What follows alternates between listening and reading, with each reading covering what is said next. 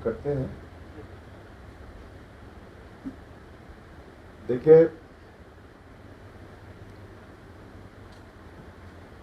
मुख्यमंत्री जी 2-2.5 साल पहले तक बिहार के मुख्यमंत्री भी थे और अपनी पार्टी के राष्ट्रीय अध्यक्ष भी हुआ करते थे। 2020 से विधानसभा चुनाव के बाद उन्होंने अपनी पार्टी के राष्ट्रीय अध्यक्ष का पद छोड़ दिया, यह कहते हुए कि दोनों जवाबदेही एक साथ संभव नहीं है। आप सब लोगों को याद होगा, मुख्यमंत्री का भी दायित्व और पार्टी के राष्ट्रीय अध्यक्ष का भी दायित्व, दोनों काम एक साथ संभव नहीं है। इसलिए उन्होंने प्राथमिकता दी मुख्यमंत्री पद की और राष्ट्रीय अध्यक्ष पद को छोड़ दिया। हम लोग को भी, यद्यपि हम लोग उनसे अलग थे तब, यह बात ठीक लगी थी कि चलिए, जनता ने जिस व्यक्ति को मुख्यमंत्री बनाया है और मुख्यमंत्री पद की जवाबदेही को समझते हैं और उसके चलते उन्होंने दूसरे दायित्व को छोड़कर इस दायित्व को प्राथमिकता दी। बहुत ही अच्छा काम हुआ, उन्होंने अच्छा काम किया और अब सरकारी कामकाज पर ज़्यादा ध्यान देंगे, जनता की समस्याओं के निराकरण में अधिक समय दे पाएंगे, ऐसा हम लोगों को भी लगा था। ठीक ही किया था उन्होंने। लेकिन अभी लगभग 2 साल से, मतलब 2022 की शुरुआत से ही साफ साफ दिख रहा है, महागठबंधन में गए, गठबंधन का बदलाव उन्होंने किया पिछले 7 साल के अगस्त महीना में। उसके 6 महीना पहले से यह बात अंदर अंदर दिख रही थी कि सरकारी काम में से ज्यादा दूसरे कामों में रुचि लेने लगे थे और जिसका नतीजा सब लोगों के सामने है। अभी तो कुछ दिन से साफ साफ यह बात दिख रही और कई बार तो बोलकर भी और संकेत में भी अनेक बार मुख्यमंत्री जी यह बात बताते रहे कि अब उनको मुख्यमंत्री के रूप में काम करते हुए मन नहीं लग रहा और एक्शन में मुख्यमंत्री पद का जो दायित्व है उससे ज्यादा दूसरे कार्यों में दिखते हैं। अब पॉलिटिकल इवेंट जो अभी पटना में हुआ, राजनीतिक दृष्टि से कितना महत्वपूर्ण इवेंट है नहीं है अलग विषय है, लेकिन उस इवेंट और उस इवेंट की तैयारी में पृष्ठभूमि बनाते हुए पिछले कई महीनों से मुख्यमंत्री जी जिस रूप में इन्वॉल्व रहे हैं, सरकार का जो काम होता है वह काम, एक तरह से कहिए कि मुख्यमंत्री पद की जवाबदेही से नीतीश जी ने अपना मुंह फेर लिया है। बिहार की जनता को सीधे भगवान भरोसे छोड़ दिया है। सरकारी काम में आज की तारीख में उनकी कोई रुचि नहीं और इसका नतीजा है, जहां मुख्यमंत्री जी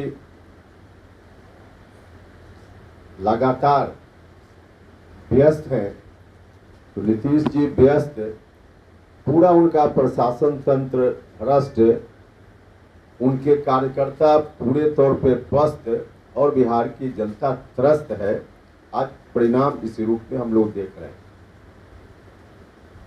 एग्जाम्पल के लिए कुछ घटनाओं की हम चर्चा करें।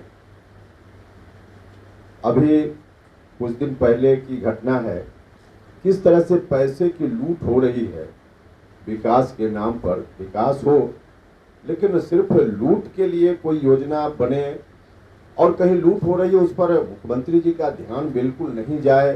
मीडिया के बंधु जब सवाल करें तो वैसा जवाब जिसकी अपेक्षा नहीं की जाती है।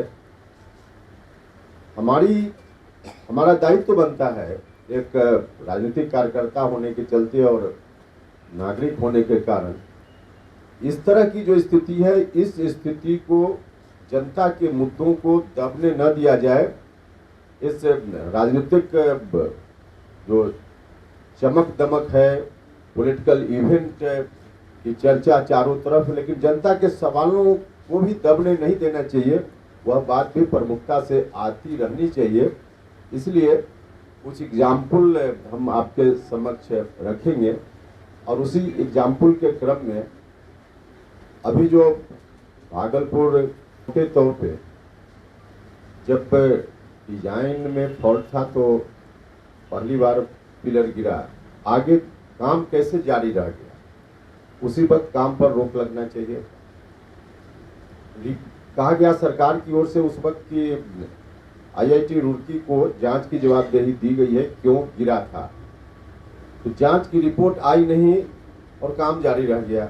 जांच की रिपोर्ट आने तक कम से कम इंतजार करना चाहिए था, तो नहीं इंतजार किया गया, काम जारी रह गया, फिर से गिर गया। और उसमें कई लेयर होता है, DPR बनाने से लेकर कंसल्टेंट, उसमें बाकी कंट्रैक्टर, सरकार का डिपार्टमेंट, सब जगह से अप्रूवल के बाद ही कोई किसी भी चीज़ की अनुमति मिलती है और अंततः जो पेमेंट होता है, भुगतान होता है ठेकेदार का, वह भी सबके अप्रूवल के बाद भुगतान होता है। तो आखिर अगर डिजाइन में फॉल्ट की बात जो अब की जा रही है, डिजाइन में फॉल्ट तो शुरुआती चीज़ थी, तो डिजाइन में फॉल्ट था तो काम आगे बढ़ा कैसे, और आगे बढ़ा उसके बाद पेमेंट भी होते गया। इतना पैसा, करोड़ों रुपया जनता का जिन लोगों की अनुमति से पेमेंट हुआ, उसमें कौन कौन लोग दोषी हैं, इस पर कभी कोई बात नहीं हो रही। तो कौन लोग दोषी है, इसका व्यापक इसकी जांच होनी चाहिए और हाई कोर्ट के किसी जज की निगरानी में जांच का काम होना चाहिए ताकि जनता के एक एक पैसा का हिसाब मिल सके। मुख्यमंत्री जी से जब पूछा गया, आप सब लोगों ने उस समय पूछा, तो उन्होंने आश्चर्य व्यक्त किया कि अभी तक काम पूरा नहीं हुआ।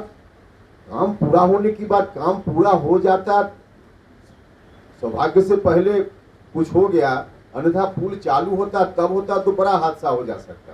तो कुल मिला जुला कर अभी भी मजाक जैसा इसमें चल रहा। कैसे आखिर पैसा खर्च होते चला गया, दो बार व्यवधान आया उसके बावजूद भी, और कोई भी एजेंसी उसमें एक सिर्फ डिजाइन फॉल्ट की बात की जा रही है।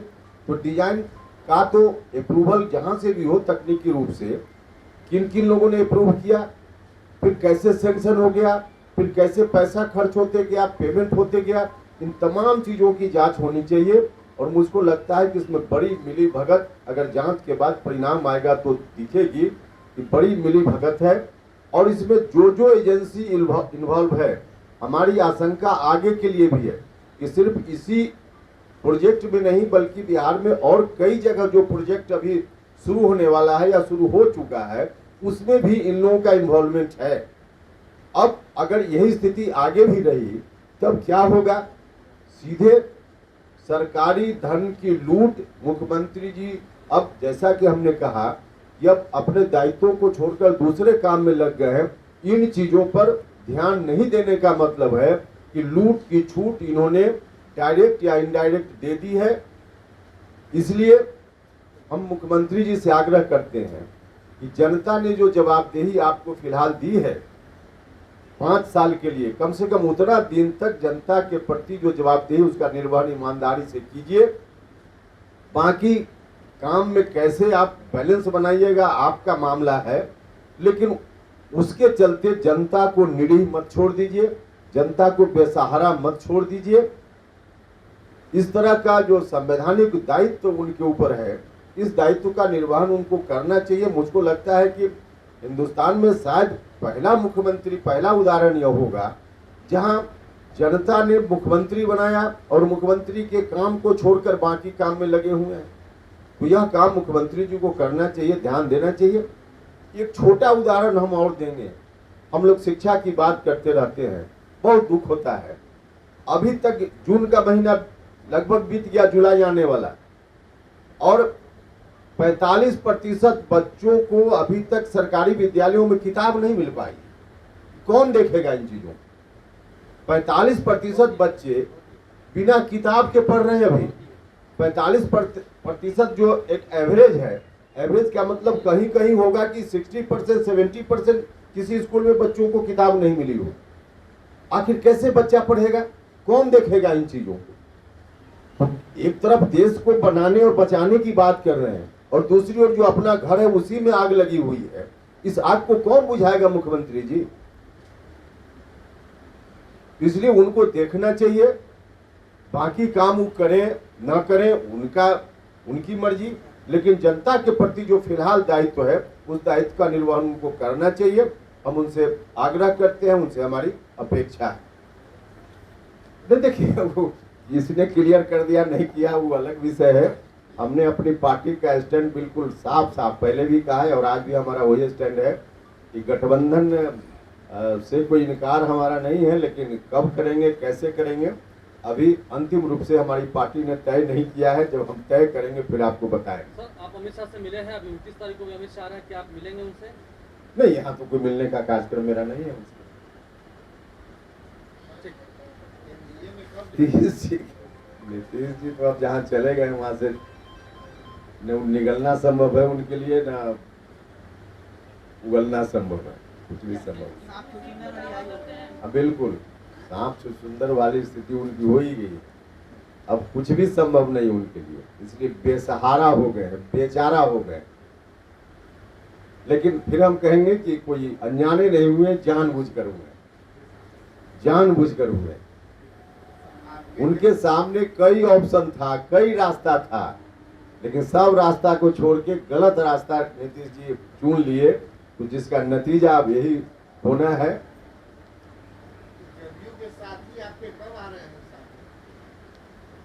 हमने तो कहा है कि मुहूर्त लोग देख रहे हैं, अलग अलग मुहूर्त होगा लोगों का, तो उस मुहूर्त पर लोग आते जाएंगे। क्या पहला खाता रामेश्वर महतो से खुलेगा क्या आपकी पार्टी में आने वाले? सवाल खड़े किए प्रदेश अध्यक्ष। देखिए, किसी व्यक्ति का नाम लेके चर्चा करना तो मुनासिब नहीं है, कौन कब आएंगे, लेकिन हमने कहा है कि अब वहाँ मेरे साथ कौन लोग आएंगे नहीं आएंगे एक विषय है, लेकिन जेडीयू में अब कोई नहीं रहने वाला, इतना तो तय है।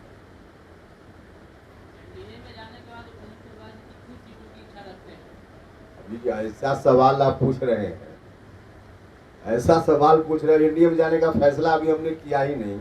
हमारी पार्टी ने फैसला कहाँ किया कि अभी हम कहाँ जाने वाले, अगर जाते हैं क्या? देखिए, इस मामला में अब स्पेसिफिक हम क्या कहें, निश्चित रूप से भ्रष्टाचार कहीं भी है तो उसके खिलाफ कार्रवाई तो होनी ही चाहिए, और कहाँ कहाँ भ्रष्टाचार है तो कार्रवाई अगर होती है तो होनी चाहिए, लेकिन अब हाँ होगी नहीं होगी इस पर हम कैसे बताएं? उपेंद्र कुशवाहा कैसे देखते हैं? अभी जो विपक्षी पार्टियों की बैठक हुई, प्रधानमंत्री ने उसी पर निशाना साधा, तमाम जितनी विपक्षी पार्टियां थी उन सभी पर भ्रष्टाचार के गंभीर आरोप हैं, ये तो भ्रष्टाचारियों की जमात की बात हुई ना। हाँ, निश्चित रूप से आरोप तो है इन लोगों के ऊपर, आरोप तो है। अब इस आरोप पे लोगों को जवाब देना चाहिए कि इस आरोप से बचने के लिए गठबंधन कर रहे हैं या क्या कर रहे हैं, जवाब तो इन लोगों को देना चाहिए, लेकिन आरोप तो है लोगों के ऊपर। एक सवाल है, आपने कहा कि मुख्यमंत्री नीतीश कुमार ने अध्यक्ष ने कह दिया हमको वाईसीएम का काम देखना, अध्यक्ष पर छोड़। अब मीटिंग के बाद उनको लालू यादव एक बड़ा पोस्ट दे दिया है, तो इसमें क्या करना चाहिए? अच्छा, ये गलत फहमी के शिकार मुख्यमंत्री जी को भी नहीं होना चाहिए। लालू जी जो कुछ भी कर रहे हैं अपने बेटा को मुख्यमंत्री बनाने के लिए कर रहे हैं, कोई नीतीश कुमार को आगे बढ़ाने के लिए नहीं कर रहे हैं। गलत फहमी के शिकार अगर होते हैं जनता दल यूनाइटेड के लोग तो होते रहे। सिर्फ और सिर्फ उनकी चिंता है लालू जी की बेटा को मुख्यमंत्री बनाने की, नीतीश कुमार को बनाने की नहीं है बात। और यह बात तो संकेत में लालू जी ने बता दिया उसी दिन मीटिंग में, जब यह कहा जा रहा था दूसरा पक्ष की ओर से कि बाराती हैं लोग जुट रहे हैं, दूल्हा कहाँ है, इसका आशय लोग समझ रहे थे। और इसका जवाब स्वयं लालू जी ने बड़ी मीटिंग में उसका जवाब दिया। राहुल गांधी की शादी पर चर्चा करने का क्या संकेत था कि हम सब लोग बाराती हैं, दूल्हा तो राहुल जी हैं। तो जब दूल्हा राहुल जी हैं तो नीतीश कुमार जी उसमें कहाँ है? नीतीश कुमार जी उसमें कहीं नहीं है, दूल्हा राहुल जी बता दिया लालू जी। तो लालू जी की चिंता कुछ नहीं है, अपने बेटा को कैसे मुख्यमंत्री बना दे, नीतीश कुमार जी को धकिया के या जैसे करना हो। अब इस बात को मुख्यमंत्री जी नहीं समझ रहे हैं या मजबूरी है उनकी, क्या है अब तो वही जाने। आपको लगता है कि लालू जी बीच में इस्तीफा भी मांग सकते हैं नीतीश कुमार से कि आप इस्तीफा दे दीजिए, एसपी को बना दीजिए, क्योंकि आपको जिम्मेदारी दे रहे हैं? देखिए, नीतीश कुमार जी निश्चित रूप से फंस गए, लेकिन फंस गए तो अनजाने नहीं फंसे, जानबूझकर फंसे। अब दलदल में जाइएगा तो फंसिएगा नहीं, तो स्वयं दलदल में नीतीश जी गए हैं तो फंसे हैं। तो लालटेन लेंगे। लालटेन तो लेने, यही तो दलदल है, वही तो दलदल है कि अब लालटेन ने, अब बिजली की रोशनी छोड़कर लालटेन लेकर घूमने लगे नीतीश जी, तो वही तो दलदल में चले गए, और उस दलदल में फंसने के अलावा कुछ नहीं है। और यह बात साफ साफ लालू जी ने बता दिया, आप जिसको समझना हो समझे, नहीं समझना हो मत समझे। नमस्कार, मेरा नाम गरिमा है। मैंने इस बार यूपीएससी की परीक्षा में ऑल इंडिया रैंक 2 हासिल की है, और मैंने अपने इस जर्नी में परफेक्शन आईएएस से आंसर राइटिंग के दौरान मदद ली थी, और मेंस पर फोकस करना बहुत इम्पॉर्टेंट है, बिकॉज मेंस का स्कोर ही आपको इस रैंक तक आगे पहुंचा सकता है। इसके अलावा आई थिंक जो अभी अपकमिंग प्रीलिम्स है उस पर भी आपको काफ़ी फोकस करना चाहिए, बट अल्टीमेटली जो गेम चेंजर होगा वो आपके लिए वो आंसर राइटिंग फॉर मेंस ही होगा। तो आपके पास एक बहुत ही एक्सपर्ट गाइडेंस है परफेक्शन आईएएस के अंदर, आई थिंक, एंड मेंस पर फोकस करना इज वेरी इंपॉर्टेंट।